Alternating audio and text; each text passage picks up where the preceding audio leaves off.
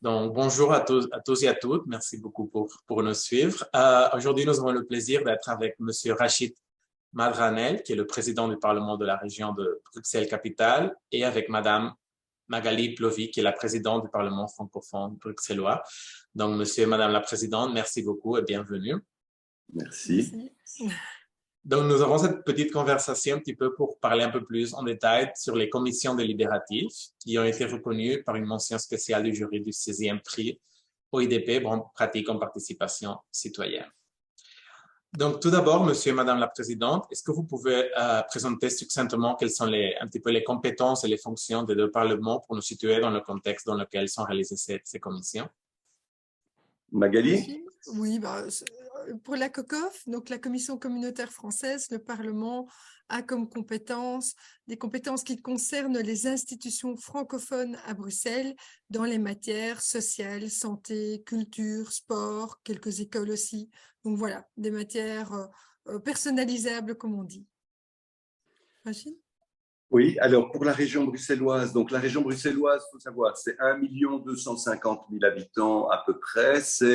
Bruxelles est la ville la plus cosmopolite au monde après Dubaï, c'est 184 nationalités. Alors, la spécificité du Parlement régional bruxellois, c'est que c'est une région bilingue. Donc, il y a une communauté francophone et une communauté néerlandophone. Ça veut dire qu'on parle deux langues officielles en région bruxelloise. Vous le savez, la Belgique est un État fédéral qui compte 3 régions et 3 communautés. Donc, j'ai dit qu'il y a 2 langues nationales à Bruxelles, le français et le néerlandais. Mais en Belgique, il faut rajouter une 3e langue qui est l'allemand. On a une communauté germanophone. Les compétences de la région, ce sont le logement, l'énergie, l'aménagement du territoire, les travaux publics, l'économie, le commerce extérieur. Enfin, ce sont toutes les matières qui ont été confiées aux régions. Ce qui est très important pour comprendre la Belgique, je sais que c'est compliqué, c'est qu'il n'y a pas de hiérarchie des normes en Belgique. C'est-à-dire qu'une loi qui est prise, par exemple, au niveau de l'État-nation, l'État fédéral supérieur, vaut les décisions qui se prennent au niveau des régions et des communautés. À la région bruxelloise, la loi s'appelle une ordonnance. Chez Magali, ça s'appelle des décrets. Et donc, c'est important de savoir qu'une loi égale une loi. Il n'y a pas de supériorité d'une loi sur l'autre. Chacun exerce ses compétences dans le cadre des missions qui sont dévolues par la Constitution. Voilà. Très bien, merci beaucoup pour cette introduction. Je pense que c'est plus clair. Et un peu pour arriver déjà aux questions des commissions délibératives, est-ce que peut-être aussi un petit peu maintenant on a vu un petit peu le contexte social et compétentiel du Parlement et de la région de Bruxelles. Un petit peu, si on rentre un petit peu dans la question de la participation, de la démocratie, un petit peu pour voir quels ont été les antécédents à Bruxelles en concret sur les questions de participation et de délibération. Est-ce qu'il y avait des expériences avant de celle-là? Quel a été un petit peu le contexte préalable pour développer ces commissions délibératives? Pour ma part, en 2017, j'étais ministre à l'époque et avec un collègue néerlandophone qui s'appelle Sven Gatz, nous avons créé pour la première fois ce qu'on a appelé les cabinets citoyens.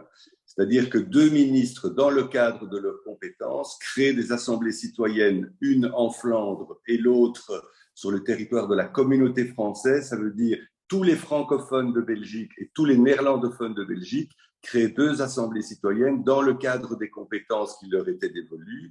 Et on avait posé une question à la population néerlandophone et francophone. Que pensez-vous de Bruxelles?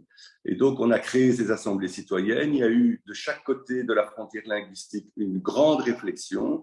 Et sur base de ça, on a finalement fusionné. On a fait une grande assemblée néerlandophone et francophone dans laquelle on a débattu ensemble et fait des recommandations dans le cadre de nos compétences. Et certaines, d'ailleurs, ont été appliquées au niveau du gouvernement flamand et au niveau du gouvernement bruxellois.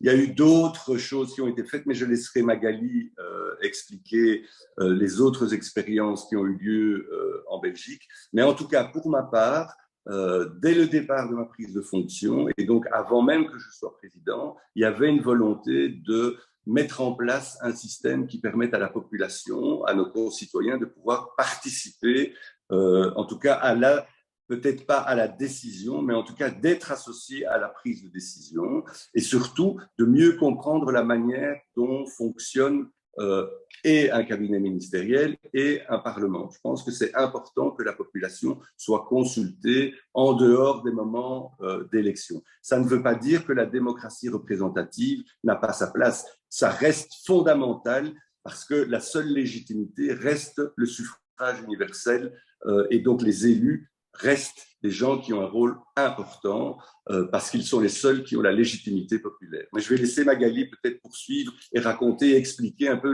toutes les expériences qui ont amené au cheminement et à la décision qu'on a prise à Bruxelles.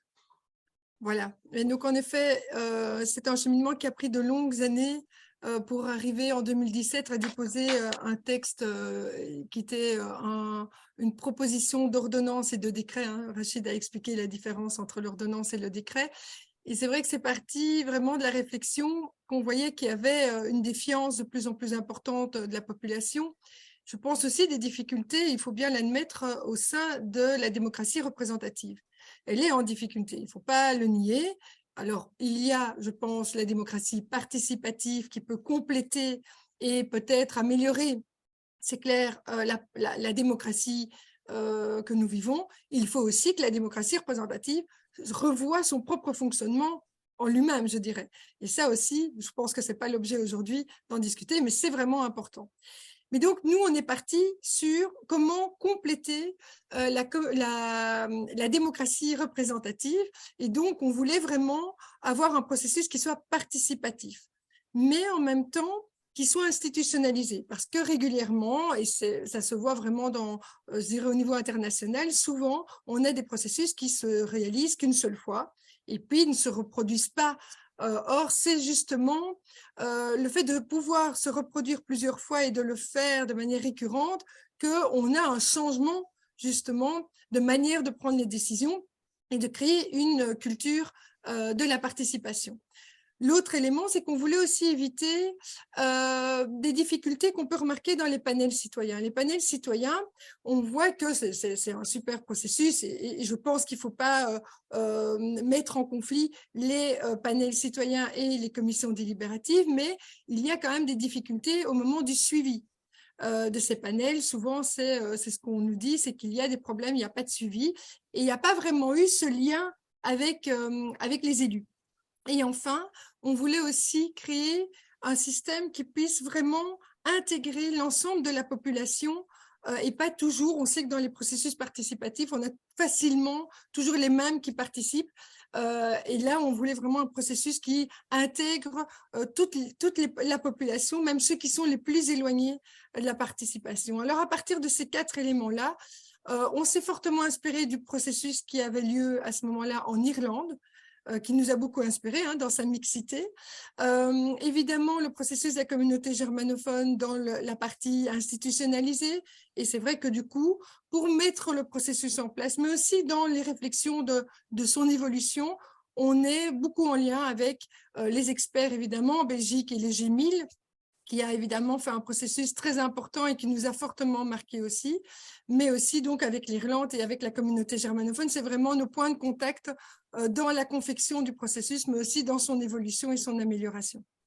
J'ajouterais quelque chose peut-être, c'est que la spécificité de ce qu'on fait à Bruxelles, c'est qu'il y a à la fois des citoyens et des citoyennes qui sont tirés au sort, ça me semble important de rappeler, c'est qu'elles sont intégrées, comme l'a dit Magali, de manière intégrée et permanente, c'est-à-dire qu'on a intégré dans notre règlement la volonté de faire de manière récurrente des commissions délibératives. Mais il n'y a pas que les commissions délibératives, il y a aussi des pétitions, il y a des possibilités pour les citoyens de se faire entendre par les commissions, etc., etc.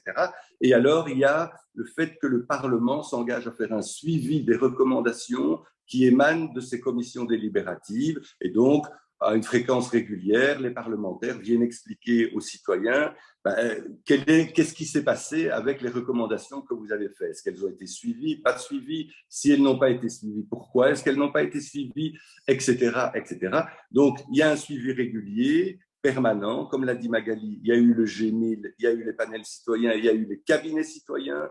Mais la Belgique, de manière générale aujourd'hui, l'ensemble des parlements belges sont en train d'intégrer dans leur propre règlement et dans leur propre organisation la possibilité de pouvoir, à un moment donné, se tourner vers la population pour faire la participation. N'oublions pas, et c'est pour ça que je l'ai rappelé au début, la Belgique est un pays fédéral, c'est un pays qui institutionnellement peut apparaître comme compliqué à l'étranger, c'est un pays avec des communautés différentes, avec des langues différentes, et donc il est important à un moment donné de peut-être à intervalles réguliers consulter la population pour créer de la cohésion. Parce que la démocratie représentative, c'est le garant de la démocratie, soyons clairs, c'est aujourd'hui le meilleur moyen de faire fonctionner une démocratie. Mais à côté, c'est peut-être pas une défiance à l'égard de la démocratie représentative, mais en tout cas, c'est une défiance à l'égard de la politique et du monde politique.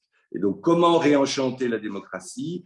Ça peut être un des moyens. Parce qu'une des inquiétudes, et en tout cas, c'est mon inquiétude, c'est quand je regarde les sondages, mais pas seulement en Belgique, on voit qu'aujourd'hui, beaucoup de gens sont prêts à remettre en question la démocratie. Et moi, ça m'inquiète. Et quand je vois les résultats des élections un peu partout, que ce soit en Espagne, en France, en Italie, en Hongrie et ailleurs, je pense que la démocratie est fragile et qu'il faut que les démocrates se saisissent de tous les instruments possibles pour réenchanter cette démocratie.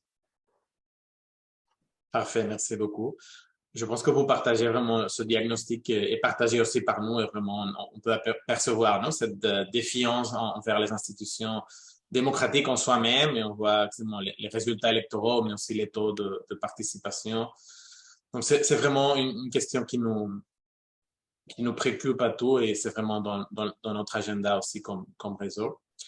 Donc, je pense que vous avez déjà commencé un petit peu à ébaucher juste sur le fonctionnement des commissions. Maintenant, oui, je vais vous demander un petit peu plus en détail exactement comment fonctionnent ces commissions délibératives. Un petit peu, vous avez déjà un petit peu ébauché, mais n'hésitez pas à répéter un petit Magali? peu les objectifs, comment sont choisis ces membres. Vous avez un petit peu aussi commencé, les choix des thématiques qui animent les sessions, un petit peu tout le fonctionnement et la composition de ces commissions. Mais donc, quand vous parlez des objectifs, je pense que c'est important de voir les objectifs. Clairement, l'objectif de faire une commission délibérative, donc avec des citoyens élus tirés au sort, des citoyens tirés au sort et avec les élus, c'est clairement d'enrichir les prises de décision des députés. Parce que c'est dans cette construction, c'est dans ce travail qui est fait avec les citoyens que justement on peut entendre d'autres opinions, d'autres expériences de vie et d'avoir des échanges d'argumentation qui peut-être ne seraient pas venus sur la table si on était uniquement entre députés. L'autre élément, c'est de recréer du collectif parce que le débat aujourd'hui se perd. On sait que les Twitter, c'est de plus en plus important et parfois, ça limite quand même la pensée. On a beaucoup d'individualisme dans notre société, donc ça crée vraiment un lieu collectif de débat, mais c'est aussi replacer le Parlement dans le débat politique et au centre des décisions, des prises de décision. Parce que, en tout cas en Belgique, il y a une particratie très importante, donc en fait des partis qui prennent quand même beaucoup de décisions, et aussi l'exécutif qui est très important et qui laisse peu de place au pouvoir législatif. Et donc, refaire des débats au Parlement avec les citoyens, c'est aussi replacer le Parlement au cœur des décisions et au cœur des débats politiques. Et enfin, c'est aussi par ce travail avec les citoyens que les citoyens peuvent comprendre peut-être un peu mieux le fonctionnement, voir comment se passent les prises de décision, les difficultés de prendre certaines décisions politiques. Et donc, c'est recréer un pont, en tout cas, si pas une confiance, mais en tout cas un pont entre les citoyens et les élus. Alors, comment ça se passe? Donc, Rachid a déjà expliqué certains éléments. Tirage au sort pour les citoyens en 2 étapes. On envoie un courrier à 10 000 personnes dans la population qui est tiré de manière tout à fait aléatoire, tiré au sort de manière aléatoire. Et puis, un tirage au sort après sur les personnes qui ont répondu positivement au courrier sur base de critères qui sont déterminés de type genre, socio-économique, etc. Le fonctionnement se passe, comme je dirais traditionnellement, 3 étapes, information, délibération et après vote, puisque c'est bien une commission parlementaire, ça fait partie de notre Parlement, donc il y a un vote qui est prévu. et qui est alors, comme disait Rachid tout à l'heure, qu'il est suivi obligation d'un suivi des différentes recommandations et vraiment de manière très systématique, recommandation par recommandation, il y a un suivi. Les thématiques viennent soit des parlementaires, soit d'une suggestion citoyenne. Vous avez posé aussi la question de l'animation. Eh bien là, c'est une animation qui se fait par un opérateur externe actuellement, donc avec un marché public et qui donc encadre les débats par des facilitateurs notamment. Moi, je pense qu'à terme, on doit avoir que le processus soit pris vraiment entre les mains de l'autorité publique. Je pense que parfois, il y a des petites dérives qu'on peut voir même à tous les, enfin, dans différents pays, différents États, où on a une commercialisation aussi de la participation citoyenne. Je pense que Rachid et moi, on est assez attentifs à cette dérive qui est possible et je pense qu'à terme, il faudrait vraiment que tous les éléments de la participation citoyenne soient bien entre les mains de l'autorité publique.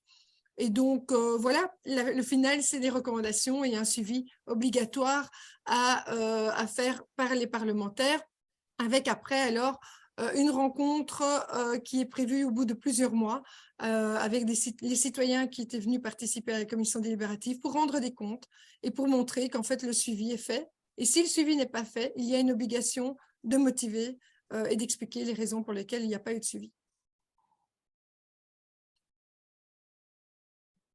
Très bien, merci beaucoup. Je ne sais pas, Monsieur Madeleine, si vous voulez ajouter quelque chose sur… Non, Magali a été extrêmement claire et je l'en remercie. Simplement, la différence, c'est qu'il y a donc des citoyens tirés au sort. Pour être très précis, à Bruxelles, c'est 15 députés. Donc, chaque commission permanente, mais ça, c'est dans toutes les commissions permanentes, il y a 15 députés. Donc, 15 députés élus dans chaque commission. En fonction de la thématique, on réoriente la discussion de la délibération citoyenne vers la commission ad hoc et 45 citoyens. Donc, le ratio, c'est 15-45. Et donc, quand ils délibèrent ensemble. Il y a des groupes de travail et puis il y a des votes qui se font en deux temps. Ça, c'est aussi important de le rappeler. Et comme l'a dit Magali, ce qui est très important à savoir, donc, c'est qu'il y a deux possibilités d'entrée. Soit ce sont des suggestions citoyennes qui sont amenées par des citoyens. Il faut un certain nombre de signatures de gens qui soutiennent la proposition et alors ils proposent une thématique au Parlement qu'on formule ou reformule en fonction de ce qui est proposé. Et l'autre possibilité, c'est les députés eux-mêmes qui proposent une thématique. C'est ce qu'on a eu, par exemple, sur la 5G. Donc, on a eu déjà à peu près au Parlement régional bruxellois 3 commissions. On a eu sur la 5G, comment est-ce qu'on déploie la 5G dans la ville-région qu'est Bruxelles. On a eu une question qui était sur le sans-abrisme. Comment est-ce qu'on fait aujourd'hui pour apporter des solutions, même si les ministres compétents font leur travail, hein, c'est pas ça. Et la troisième, c'était sur la biodiversité. Comment est-ce qu'on peut concilier biodiversité en ville et développement d'une ville qui a un caractère tout à fait urbain.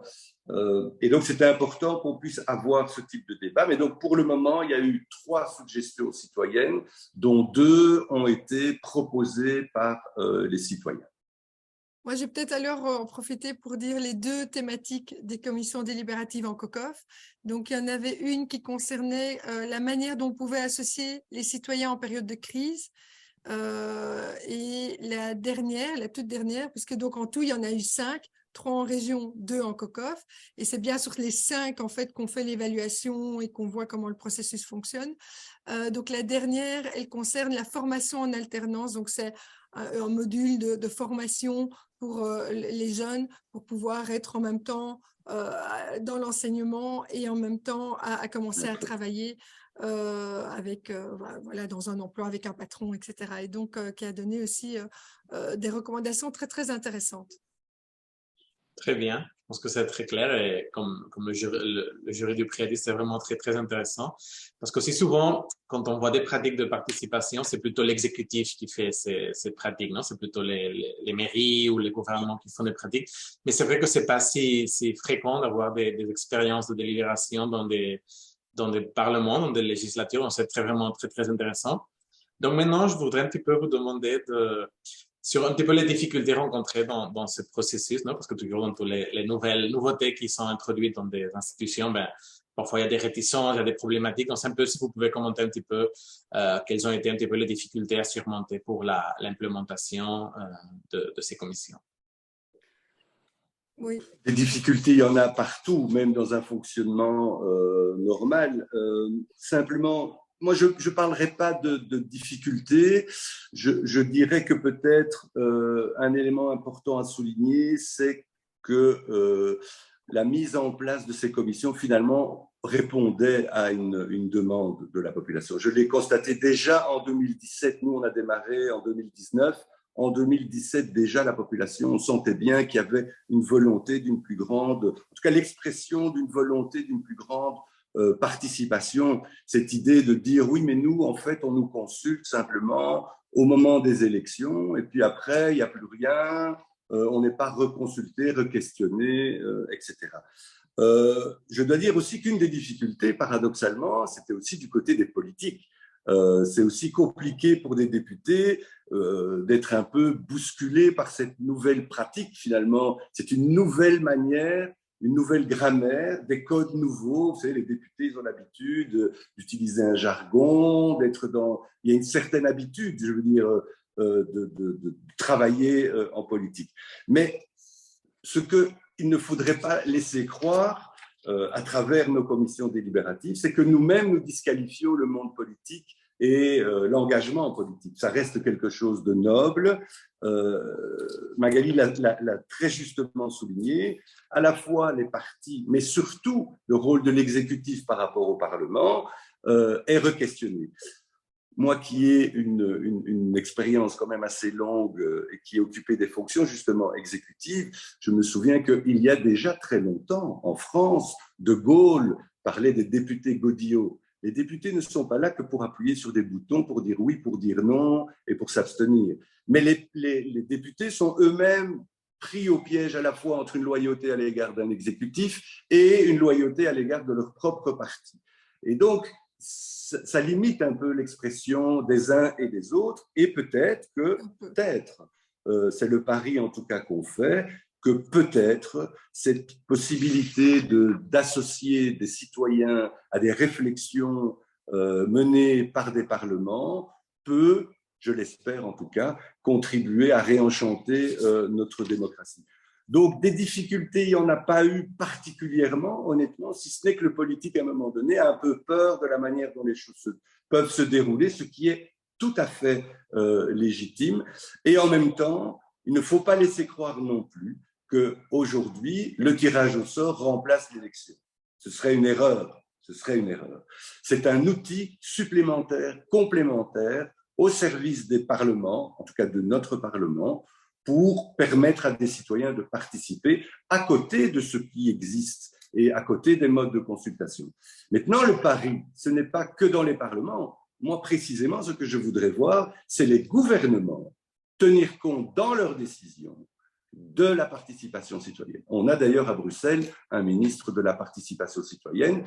J'espère, moi, que les gouvernements consulteront plus régulièrement la population au moment où ils prennent des décisions. Parce qu'au bout du compte, c'est l'exécutif qui exécute et le Parlement qui contrôle l'exécutif. Et ça, c'est le rôle clé de la démocratie. Un Parlement, il vote un budget, il fait des lois, ça c'est très important, et il est là aussi pour contrôler le travail de l'exécutif.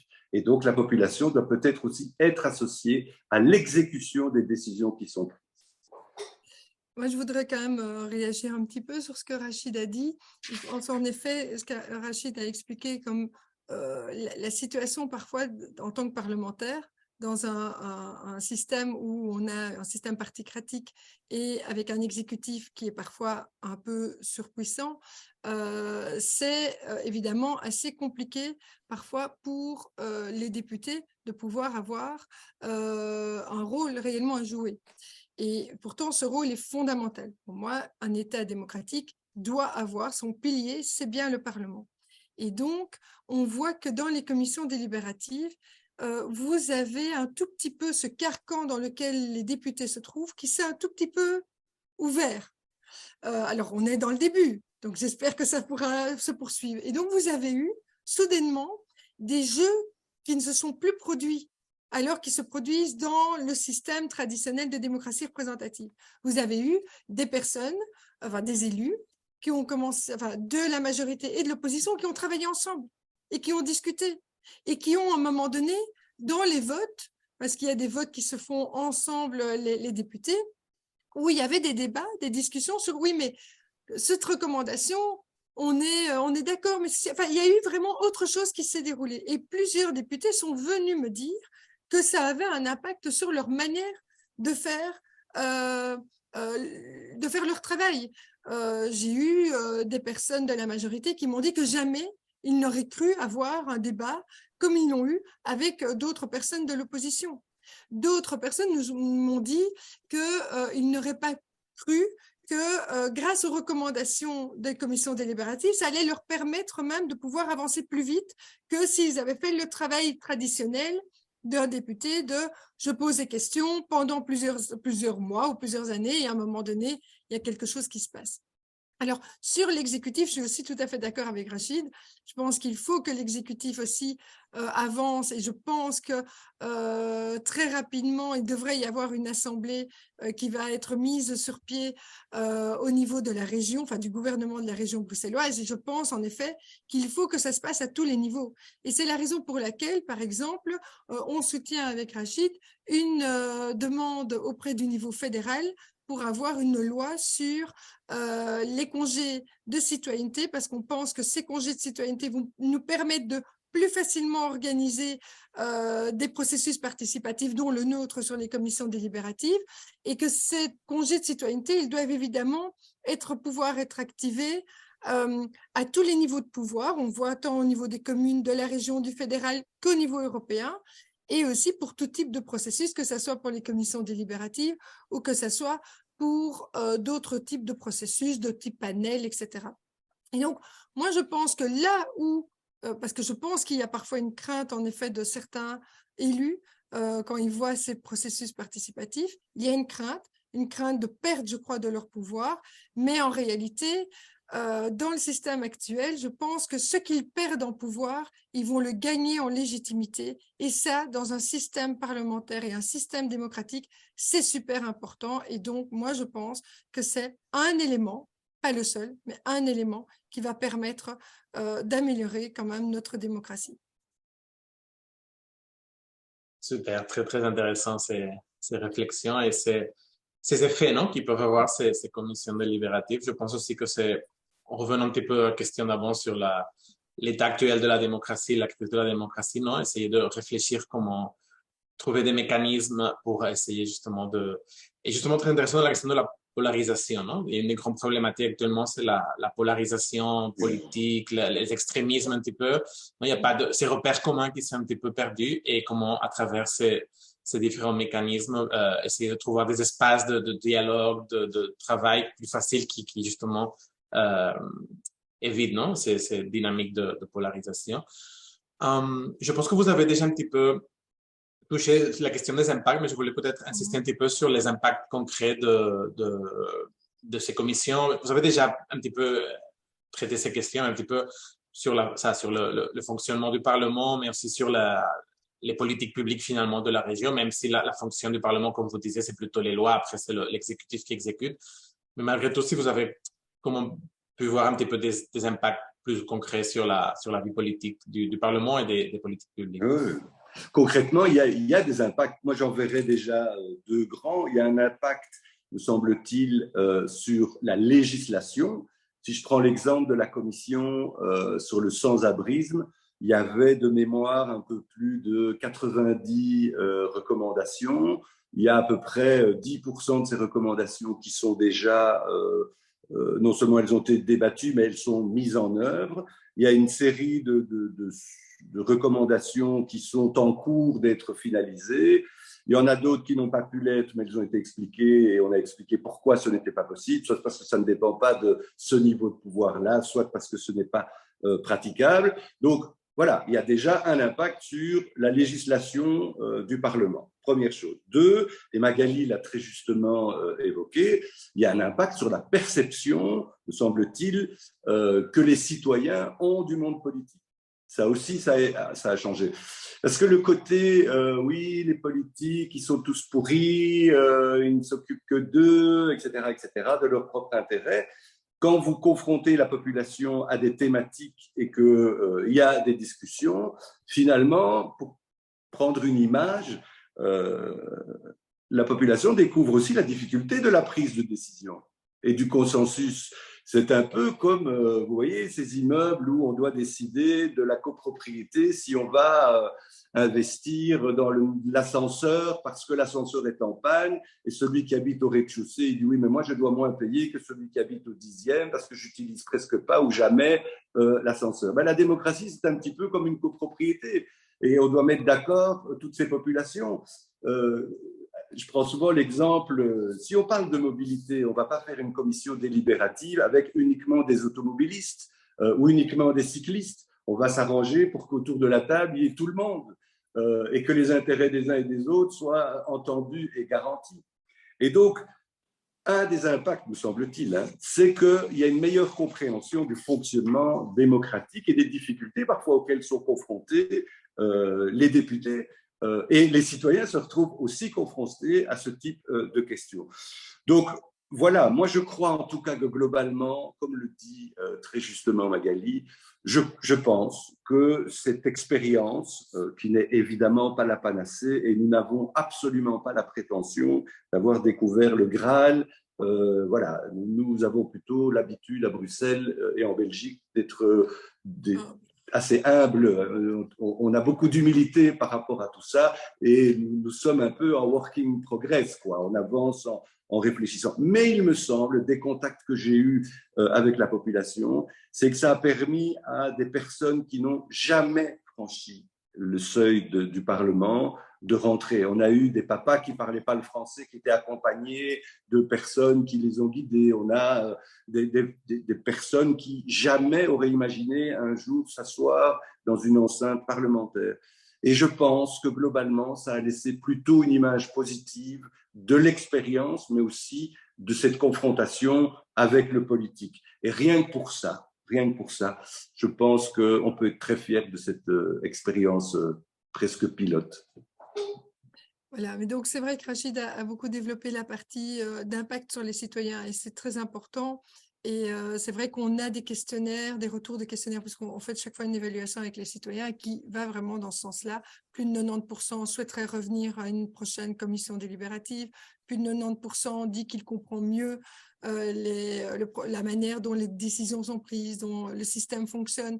On voit aussi de plus en plus par la suite les citoyens qui ont participé aux commissions délibératives, qui s'investissent dans des projets de société.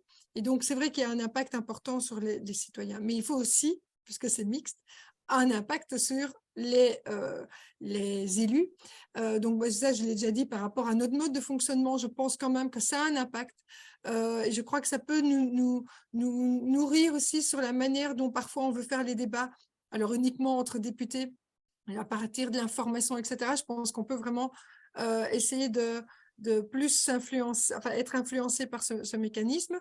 Et alors, je pense quand même, malgré tout, que l'objectif des commissions délibératives, c'est d'avoir un impact sur la prise de décision quand même. Alors, ces recommandations, donc, elles sont obligées d'avoir un suivi. On a des législations ou des plans, par exemple, qui vont être pris. Donc, par exemple, en COCOF, suite à la commission délibérative sur l'association des citoyens aux prises de décision, on voit que à la suite de ça, l'exécutif a pris un plan de crise où il intègre des recommandations de cette commission délibérative. Donc ça, c'est vraiment l'enjeu et c'est vraiment important.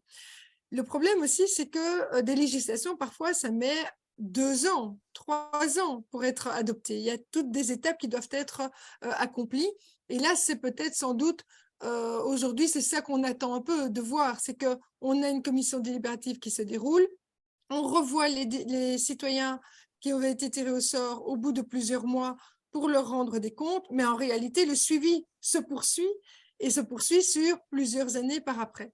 Donc, c'est là, évidemment, qu'on doit examiner, je dirais, sur une plus grande étendue, en termes de temps, l'impact que ça aura aussi sur les prises de décision, tant de l'exécutif, puisqu'il s'est engagé à faire un suivi des commissions délibératives, que de nous, donc du législatif. Très bien, très clair. Écoutez, avant de terminer, oui, je voulais revenir aussi un petit peu en arrière. Avant, vous avez parlé justement, Madame Flovie, des questions de congés de citoyenneté. Je trouve que c'est très intéressant, cette idée, parce qu'une des problématiques que nous voyons, c'est un petit peu comment réussir cet engagement des citoyens, hein, parce qu'on voit des villes à travers le monde qui ouvrent de différents mécanismes, différentes instances de participation, mais malgré tout, il y a encore de la défiance, il y a beaucoup de gens, beaucoup de questions culturelles, économiques, de temps disponible, de défiance de la politique, qui malgré tout ces instances ne participent pas, ne vont pas vers la participation. Et un petit peu aussi pour les deux, je vous poserai un petit peu cette question. Comment vous pensez, au-delà des commissions, que c'est un très, très bon instrument, comment vous pensez qu'on peut essayer justement ça à travers, aux institutions peuvent aider à réussir à avoir un plus grand engagement des citoyens et en relation au nombre et aussi la diversité. Vous avez parlé aussi aussitôt avant, non, parfois il y a les gens qui traditionnellement participent plus par un niveau socioculturel, la question de la langue, de la diversité de la population, un petit peu. Quelles stratégies vous pensez que peuvent être intéressantes pour essayer de réussir un maximum de participation des citoyens en termes de quantité et de qualité de diversité de la population? Le congé citoyen, c'est un peu, vous savez, aujourd'hui, quand on tire au sort des citoyens pour participer à une cour d'assises, aujourd'hui, c'est prévu par la loi, l'employeur ne peut pas empêcher la personne de siéger en cour d'assises. L'idée qui germe, et il y a des textes aujourd'hui déjà qui sont déposés au niveau fédéral, c'est de faire en sorte que si une personne est tirée au sort pour participer et s'il est d'accord de participer à une commission délibérative ou une assemblée citoyenne ou que sais-je, ben que son employeur, qu'il soit public ou privé, ait l'obligation de le laisser participer à cette commission. Ça nous aiderait parce qu'aujourd'hui, on se réunit essentiellement les week-ends, en soirée, et on n'a pas parlé de cet élément, mais c'est aussi un élément dont les autorités publiques doivent tenir compte, et comme président de Parlement et garant d'un budget, je suis conscient aussi que la démocratie représentative a un prix. Ça coûte de l'argent de faire des commissions délibératives, il ne faut pas se leurrer, d'autant plus qu'on le fait le week-end. Et donc, ça veut dire que le personnel du Parlement, les huissiers, les experts, etc., bah, il coûte évidemment plus cher en jours de récupération, en argent, etc. Si on avait des congés politiques, on pourrait le faire en semaine, on pourrait le faire à des moments autres que samedi, dimanche, par exemple. Donc, ça nous aiderait, en tout cas, ça, j'en ai la conviction. Ce que je voulais aussi dire sur la diversité, c'est un des grands enjeux aujourd'hui à Bruxelles. Je l'ai dit tout à l'heure, Bruxelles, c'est 184 nationalités différentes qui cohabitent sur le territoire bruxellois. C'est 100 langues différentes qui sont aujourd'hui parlées dans notre région. Ça veut dire que si on veut réussir le pari de la cohésion sociale, du vivre ensemble, on doit pouvoir prendre les décisions ensemble. Et on ne doit pas se leurrer. Aujourd'hui, on sait très bien que c'est les gens qui ont un niveau d'instruction plus élevé, qui sont plus engagés, qui participent le plus. C'est une réalité aujourd'hui. Mais, comme l'a expliqué Magali, lorsqu'on tire au sort, il y a une forme pas de lissage, mais on essaye de tenir compte de la réalité de l'ensemble de notre territoire, en âge, en sexe, en origine, en langue parlée, etc. On permet même à des gens dont le français n'est pas la langue maternelle de pouvoir être accompagnés pour participer à ces débats. Mais notre enjeu à nous, c'est de faire en sorte que tous les Bruxellois, quel que soit leur niveau d'études, quelle que soit leur origine, quelle que soit leur langue parlée, puissent être associés aujourd'hui à les processus participatifs, aux processus participatifs que nous développons. Je pense que c'est notre défi, et on essaye de le faire dans les deux assemblées, mais je pense que c'est notre enjeu. Oui, mais c'est vrai que l'inclusion est vraiment un élément fondamental. D'ailleurs, c'est pour ça que je l'ai mis dans les 4 éléments qui nous avaient vraiment questionnés à la base. Moi, j'ai travaillé au service de lutte contre la pauvreté, où on fait des rapports dans ce service à partir de la voix des personnes qui sont dans les toutes grandes pauvretés et qui n'ont pas l'habitude de prendre la parole parce qu'ils ont subi des violences institutionnelles tellement fortes qu'en fait, ils n'ont plus confiance en n'importe quelle institution. Et donc, moi, je suis vraiment partie de cette expérience et de la partager avec d'autres pour essayer que dans les processus qu'on a mis en place, et donc dans le Vademecum, qu'il y a tant pour le Parlement de la région que pour le Parlement de la COCOF, on puisse vraiment intégrer un certain nombre d'éléments qui va permettre au plus grand nombre de participer. Et donc, c'est quoi? Rachid a dit en partie, donc par exemple, les lettres qu'on envoie sont disponibles dans plusieurs autres langues, les 5 langues les plus utilisées à Bruxelles. Mais aussi, on a une version orale pour que les personnes qui ne savent pas bien lire et écrire puissent vraiment comprendre et en fait, c'est les pousser à venir en disant, vous avez une place aussi dans le processus. Il y a évidemment un atelier pour enfants de 0 à 12 ans gratuit, pour les parents qui puissent participer. On a tout un processus d'accompagnement des jeunes de 16 à 20 ans qu'on a mis en place avec le délégué général aux droits de l'enfant, donc avec vraiment, je dirais, des gens qui s'y connaissent très bien dans la participation des jeunes. Mais aussi, on a demandé à l'opérateur externe, donc l'opérateur qui vient nous accompagner dans toute l'animation, on en parlait tout à l'heure, on leur a dit, mais nous, ce qu'on veut, c'est aussi de bien préparer les citoyens qui participent et qui souhaitent se préparer en dehors, je dirais, des moments de la commission délibérative pour qu'ils se sentent à l'aise dans le processus. Donc, en termes d'information, mais aussi de confiance en soi. Parce que c'est ça souvent qui est le plus visible, c'est que les gens me disent souvent, on ne pensait pas qu'on aurait notre place. Au Parlement. On ne pensait pas qu'on était légitime. Et en fait, c'est ça qu'il faut casser. C'est de dire aux personnes, vous êtes légitime. Ce que vous avez à nous apporter est légitime et important pour nous. Et on doit les mettre dans une situation de confiance. Et donc ça, je pense que c'est assez bien reconnu sur ce qu'on a mis en place. Moi, je reste avec une volonté d'encore avancer plus loin sur 2 éléments. Sur le fait que les personnes qui reçoivent le courrier y répondent. Donc, on a déjà un très haut taux de réponse, entre 7% et 11%. Donc, c'est vraiment assez élevé. Mais je pense qu'on peut aller plus loin, peut-être en faisant connaître le processus des commissions délibératives auprès de l'ensemble de la population. Peut-être, je sais qu'il y a des processus de porte-à-porte qui permettent d'expliquer et voilà, que les personnes aient confiance dans le processus.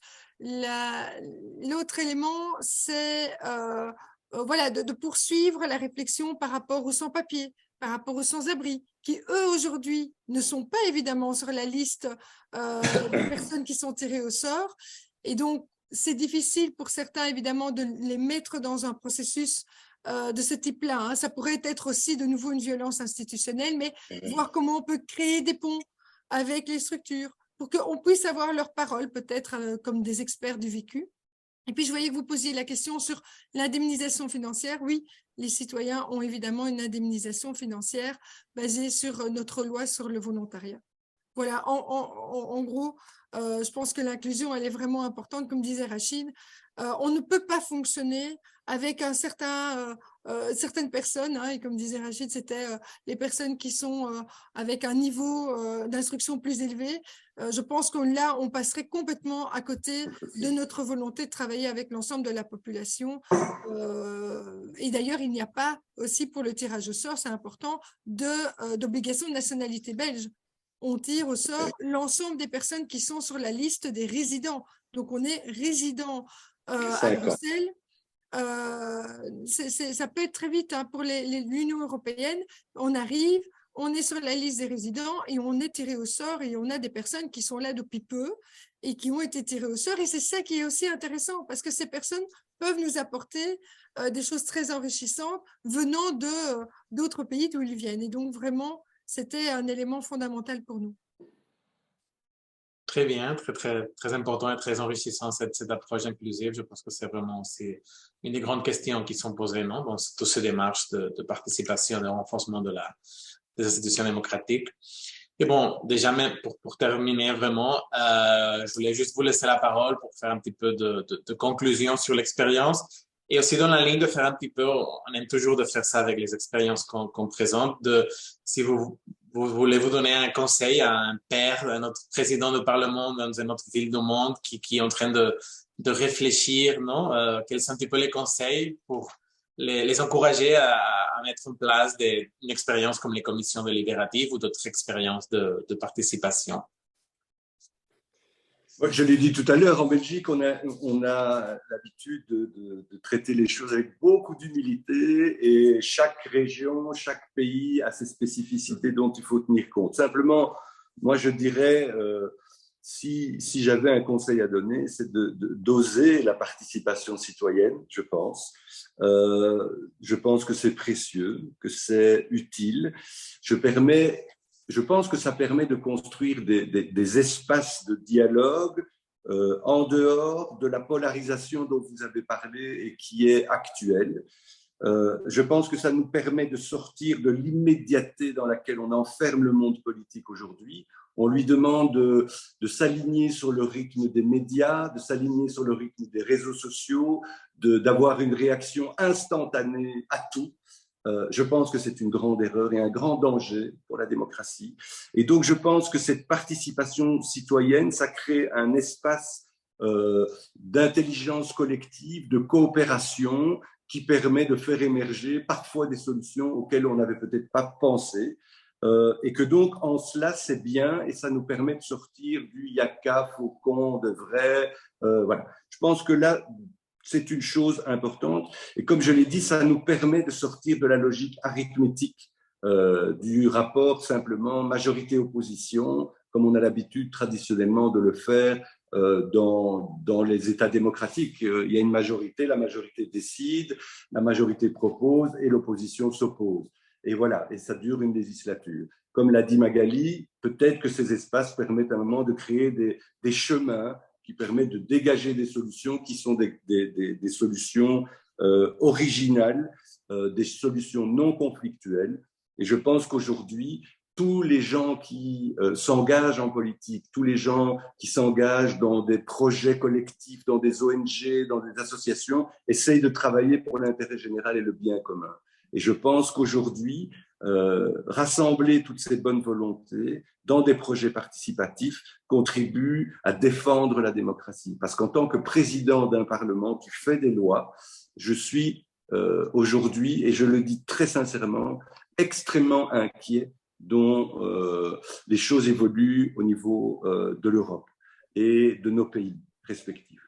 Et vraiment, je pense que nous avons tous intérêt à mettre en place des dispositifs qui permettent de garantir et de protéger notre démocratie parce qu'elle est fragile. Moi, je donnerais 2 conseils. Un premier, c'est la rigueur. Il faut vraiment mettre en place des processus participatifs rigoureux. Sans quoi ils ne sont pas sérieux, ils ne sont pas légitimes. Donc, il faut vraiment travailler en amont avec les experts sur la mise en place, les règles, comment ça va se passer, mais surtout l'évaluation. Et ça, c'est vraiment un élément très, très important de pouvoir évaluer tout au long du processus et d'être prêt à revoir le processus. C'est ce qu'on est en train de faire d'ailleurs pour l'instant, mais vraiment de pouvoir l'améliorer. Et c'est vrai qu'on s'est rendu compte, nous, quand on s'est lancé, ça n'avait jamais été fait nulle part dans le monde, je dirais.